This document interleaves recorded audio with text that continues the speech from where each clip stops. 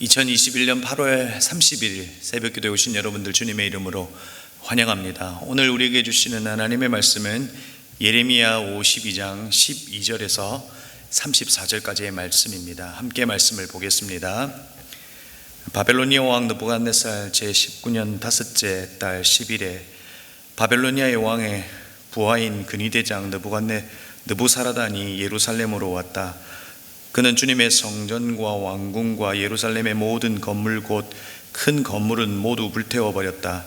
권위대장이 지휘하는 바벨로니아의 군대가 예루살렘의 사면성벽을 모두 헐어버렸다.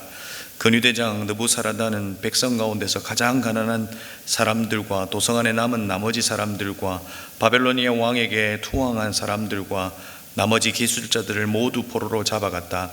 그러나 근위대장은 느부사라단은 그 땅의 가장 가난한 백성 가운데 일부를 남겨두어서 포도원을 가꾸고 농사를 짓게 하였다. 바빌론 군대는 주님의 성전에 있는 노색 기둥과 받침대, 또 주님의 성전에 있는 놋바다를 부수어서 모든 노새를 바빌론으로 가져갔다.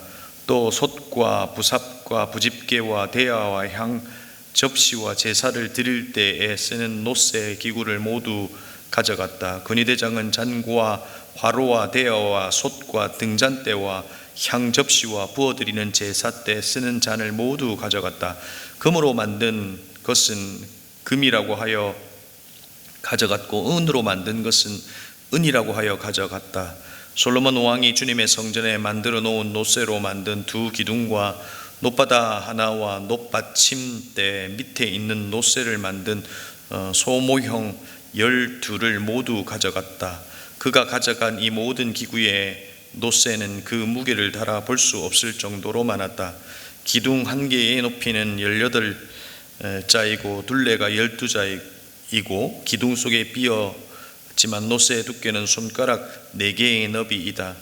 그 위에 노새로 된 기둥머리가 있고 각 기둥머리의 높이는 5자이다. 그리고 노새로 된 기둥머리 위 사방에는 그물과 석류 모양의 장식이 얹혀 있다.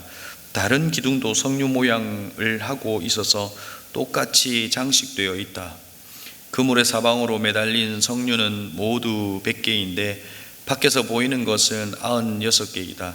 근위대장은 대사장 스라야와 부제사장 스바냐와 3명의 성전 문지기를 체포하였다. 이 밖에도 그가 도성 안에서 체포한 사람은 군대를 통솔하는 내시한 사람과 도성 안에 그대로 남은 왕의 시종 7사람과 그 땅의 백성을 군인으로 징집하는 권한을 가진 군대 참모장과 도성 안에 남은 그 땅의 백성 60명이다. 근위대장 느부사라단은 그들을 체포하여 리블라에 머물고 있는 바벨로니아 왕에게 데리고 갔다. 바벨로니아 왕은 하맛 땅 리블라에서 그들을 처형하였다. 이렇게 유다 백성은 포로가 되어서 그 땅에서 쫓겨났다. 느부갓네살이 포로로 끌고 간 유다 백성의 수는 이러하다. 그의 통치 제7년에 3013명이었다. 느부갓네살이 통치 제18년에는 예루살렘에서 832명을 포로로 잡아갔다. 느부갓네살이 통치 제23년에는 근위대장 느부사라단이 유다 사람 745명을 포로로 잡아갔다. 잡혀간 포로의 수는 모두 4600명이다. 유다 왕 여호야긴이 포로로 잡혀간 지 37해가 되는 해 곧 바벨로니아 왕 에월므로닥이 왕위에 오른 그의 12째 달 15일에 그가 유다 왕 여호야긴에게 특사를 베풀어서 그를 옥에서 석방하였다. 그는 여호야긴에게 친절하게 대접하여 주면서 그와 함께 바벨로니아에 있는 다른 왕들의 자리보다 더 높은 자리를 그에게 주었다. 그래서 여호야긴은 죄수복을 받고 남은 생애 동안 늘 왕과 한 상에서 먹었다. 여호야긴의 생계비는 그가 죽을 때까지 매일 일정하게 그의 일생 동안 끊이지 않고 바벨로니아 왕이 그에게 대주었다. 아멘. 7월 1일부터 8월 30일까지 2달간 긴 여정을 이제 마치고 예레미야를 마무리합니다. 우리는 2달간의 이 말씀을 보고 나를 돌아보고 또 하나님이 어떤 분이신지를 알게 되는 큰 기쁨을 누렸습니다. 하나님의 역사는 하나님의 주권 속에 일어나고 우리 하나님은 그 어떤 것보다도 크신 하나님이신 것을 예레미야를 통해서 말씀해 주셨습니다. 하나님의 긍휼, 우리가 하나님 앞에 돌이킬 때 하나님은 우리를 회복해 하시고 우리를 다시 살리시는 하나님이신 것 또한 깨닫게 됩니다. 하지만 예레미야라고 하는 한 사람을 볼 때 그의 인생은 어떠했을까 하는 묵상에 잠기게 됩니다. 약 40년간 이스라엘과 열방의 심판을 대신 전하였던 그의 삶이 어떻겠냐는 것입니다. 그의 삶은 참 고독했겠다 하는 생각을 해봅니다. 지금처럼 대중 앞에서 설교를 하면 아멘 하는 성도가 있는 것도 분명히 아닐 겁니다. 하나님의 말씀을 대신 전하지만 공허한 메아리로 돌아오는 것이 대부분이었을 것이고, 하나님의 말씀을 대신 전했다는 이유로 감옥에 갇히기도 합니다. 미친 사람 소리 들으며 묵묵히 주의 말씀을 전해야 했던 예레미야입니다. 하나님께서 그에게 말씀하시겠다고 할 때가 그의 처음으로 한 말이 여러분 기억이 납니다. 그를 통해서 하나님께서 말씀하시겠다라고 할 때 예레미야가 했던 말, 예레미야 1장 6절입니다. 내가 가로되 슬프도소이다. 주 여호와여 보소서 나는 아이라 말할 줄을 알지 못하나이다. 예레미야는 자신을 아이라고 했습니다. 그에게 하나님께서 하신 말씀이 무엇이었습니까? 너는 아이라 하지 말고 너를 누구에게 보내든지 너는 가며 내가 내게 무엇을 명하든지 너는 말할지니라. 여러분, 예레미야의 마음은 어떠했을까요? 그는 분명히 두려웠을 겁니다. 두려워하고 있는 예레미야에게 하나님께서 보장해 주신 것이 무엇입니까? 그에게 수많은 군병을 주신 겁니까? 그에게 많은 능력을 주신 것입니까? 하나님께서 하신 것은 그에게 단 한마디를 해주신 것이었습니다. 두려워 말라. 내가 너와 함께하여 너를 구원하리라. 여호와의 말이니라. 하나님의 보장은 하나님께서 함께 하신다는 것 외에 아무것도 주시지 않으셨습니다. 사실 우리의 입장에서는 다른 것들이 있어야 주의 일을 감당할 수 있다고 생각합니다. 그러나 여러분, 하나님의 입장에서는 하나님 자신이 우리와 함께 하시는 것 외에 그 어떤 것도 필요치 않고 그것보다 더 큰 어떤 능력도 없다고 주님께서는 잘 아시기에 내가 너와 함께 하겠다고 말씀하신 것입니다. 그 예레미야는 하나님이 자기와 함께 하신다라고 하는 그 한 말씀, 그 한마디의 말씀을 붙잡고 40여 년을 예언한 것입니다. 하나님께서 새 언약을 주시고 회복의 메시지를 줄 때에는, 그리고 아나돗의 밭을 사라고 했을 때 그때는 희망에 부풀어 있는 예레미야의 모습이 상상이 됩니다. 하나님께서 회복의 때가 곧 오겠다라고 하는 그 생각 속에서 하나님에 대한 회복에 대한 기대가 그에게 컸을 겁니다. 그러나 그의 마지막 때까지 그 회복은 사실상 오지 않았습니다. 그리고 그가 하나님 앞에 기도하는 장면이 예레미야 32장에 있습니다. 예레미야가 기도합니다. 그는 분명히 아이라고 했던 그가 기도했던 기도의 내용을 보면 어떻습니까? 하나님의 말씀만 대언한다고 생각했던 그가 이제 하나님의 마음으로 기도하고 있는 것을 보게 됩니다. 하나님의 권세와 구원의 능력이 임할 것을 간구하는 구속사적 기도를 하고 있는 것을 보게 되죠. 여러분, 놀라운 변화입니다. 아이에서 하나님만큼 살아있는 예레미야의 모습을 보고 있는 겁니다. 단순히 예레미야라고 하는 한 사람을 볼 때 하나님은 예레미야를 아이에서 하나님의 마음으로 기도하는 사람으로 바꾸어 내셨다는 것입니다.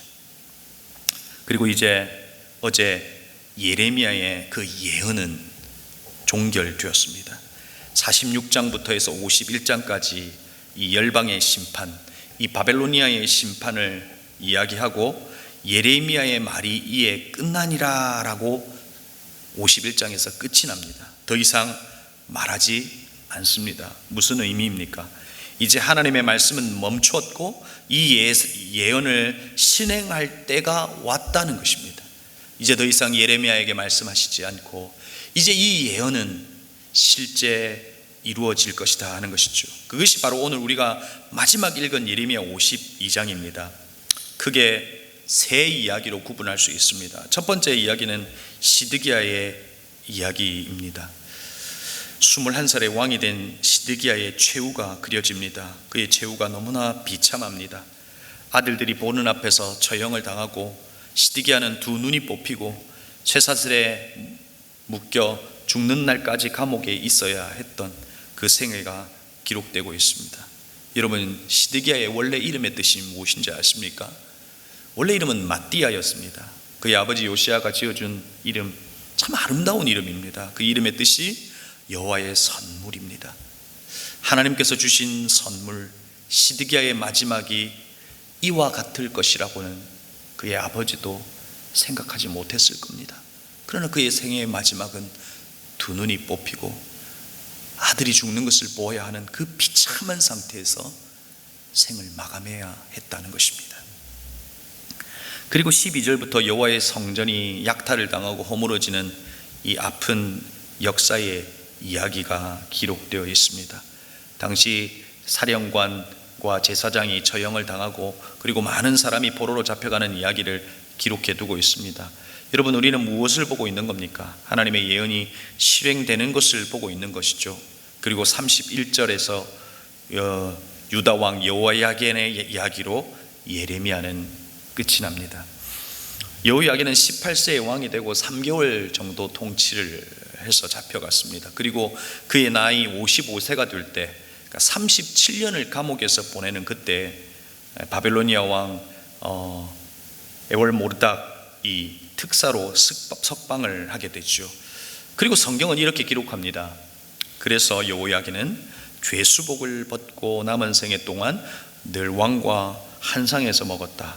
여호야긴이 생계비는 그가 죽을 때까지 매일 일정하게 그의 일생 동안 끊이지 않고 바빌로니 왕에게 그에게 주었다. 여호야긴에게 베푼 호의는 아마도 유다 백성들에게도 동일하게 갔을 겁니다. 아마 하나님께서 마지막 그들에게 베푸신 하나님의 은혜가 아니었을지 모릅니다. 그러나 예레미야의 마지막 부분은 열왕기하 25장에서도 동일하게 기록되고 있는 것을 보게 됩니다.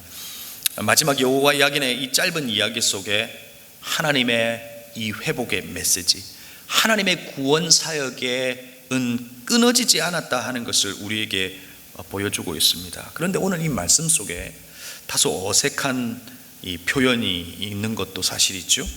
하지만 이 표현 속에 숨겨진 의미가 있다는 것도 알 수 있습니다. 예를 들면 친절하게 대답해 주었다라고 하는 표현이 있었습니다.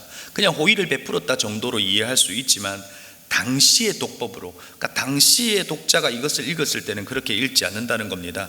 이 부분을 단순히 친절하다 하는 의미보다 계약을 맺다라고 하는 의미를 가지고 있습니다. 다시 말해 여호야긴의 신분의 변화를 인정하는 법적 승인이 있었다 하는 표현으로도 볼 수 있다는 겁니다.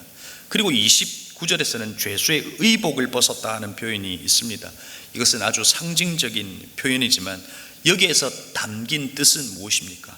여호야긴의 왕의 신분을 회복하는 의식으로도 간주할 수 있다는 겁니다. 하나님께서 그의 신분을 회복해 주셨다는 것이죠. 그의 이름의 뜻처럼 말입니다. 여러분, 그의 이름의 뜻이 여호와께서 높여주신다라고 하는 의미를 가지고 있습니다. 이름처럼 하나님께서 그를 높여주실 뿐만 아니라 이스라엘을 높여주셨고 이스라엘에게 희망의 메시지를 주고 있는 겁니다. 예레미야의 마지막 두 왕의 이야기로 종결합니다. 시드기야와 여호야긴의 이야기죠. 이 두 사람의 이야기는 하나님의 구속사역에 어떻게 연결될까요? 마태복음 1장에서 기록을 찾을 수 있습니다. 마태복음 1장 11절과 12절에 이렇게 기록되어 있습니다. 바벨론으로 사로잡혀 갈 때에 요시아는 여고냐와 그의 형제들을 낳으니라. 바벨론으로 사로잡혀 간 후에 여고냐는 스알디엘을 낳고 스알디엘은 스룹바벨을 낳고 라고 기록되어 있습니다. 여기서 말하는 여고냐가 바로 여호야긴입니다. 그리고 스룹바벨은 이스라엘 백성이 돌아올 때 총독이 된 인물입니다.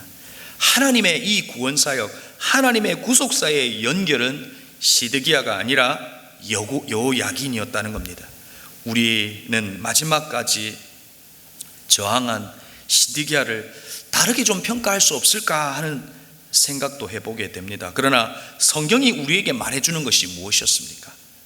자신의 의, 자신의 뜻이 아니라 하나님의 의, 하나님의 뜻을 따를 때 다른 일을 통해서 하나님의 역사는 이어지더라는 것입니다. 무슨 말입니까?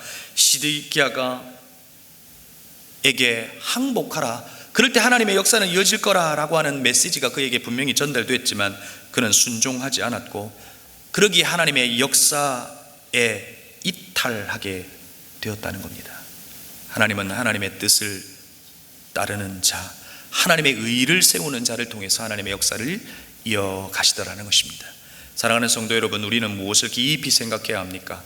하나님과 우리 사이에도 예수 그리스도로 말미암아 역사의 주립기를 하셨다는 것입니다.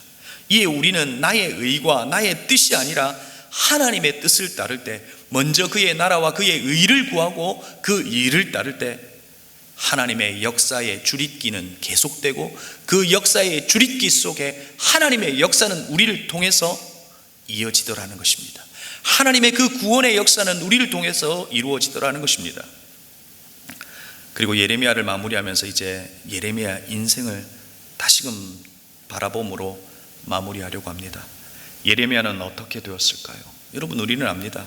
예레미야는 조국의 회복을 보지 못하고 애굽에서 죽었습니다. 우리는 그의 인생을 보면서 실패다 이렇게 말할 수 있을까요? 그는 그의 이름의 뜻으로 하나님만 높여드립니다 라는 이름의 뜻을 가지고 있습니다.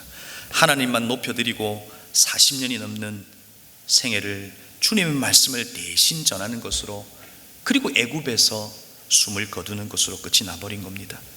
예레미야의 결론이 우리의 결론일 수도 있다 하는 겁니다. 하나님만 높이소서. 우리의 모든 삶이 하나님을 높여드리는 삶이 되기를 간절히 소망합니다. 주님께서 우리에게 생명을 주셨습니다. 살라고 명하신 것입니다. 생명을 주신 이에게는 사명을 주십니다. 우리에게 해야 될 일들을 알려주신다는 것입니다. 우리는 그 일이 어떤 일인지 알 수 없지만 주님 오실 때까지 하나님의 이름을 높여드리며 그 일을 감당할 때 그것이 우리의 사명의 끝일 수 있다는 겁니다. 그리고 여러분, 예레미야를 마무리하면서 잊지 마십시다. 하나님의 말씀은 현실이 된다는 것입니다. 하나님은 우리가 돌이키기를 원하시고 우리를 회복하기를 원하시고, 회복된 우리를 통해서 다시금 하나님의 역사, 하나님의 뜻을 드러내기를 원하신다는 것입니다. 사랑하는 성도 여러분, 하나님의 말씀이 현실이 된다는 것 잊지 마시고 우리의 삶이 하나님만을 높이는 우리 모두의 삶이 되기를 주님의 이름으로 축복합니다. 기도하겠습니다. 이 시간 기도할 때 하나님의 말씀을 기억하며 기도하십시다. 하나님, 우리의 생애를 돌아보게 하실 때 하나님만 높여드리는 우리의 인생이 되게 하여 주옵소서.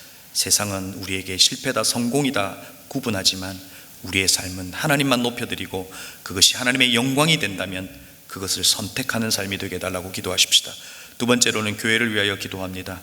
하나님, 이 땅의 교회를 지켜주시고 코로나의 위기 속에서도 무엇이 정말 중요한 것인지 본질적 사명을 다시금 회복하고 깨닫는 시간이 되게 해달라고 교회를 위해서 이 시간 함께 기도했으면 좋겠습니다.